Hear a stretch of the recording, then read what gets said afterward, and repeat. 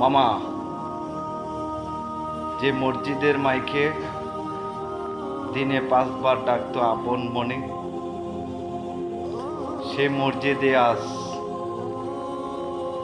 তোমার দেহটা চলে আসলো বিনা ডাকে, রুহুটা ছাড়া। যে হুজুরকে দেখে তুমি করতে অনেক তাল বাহানা,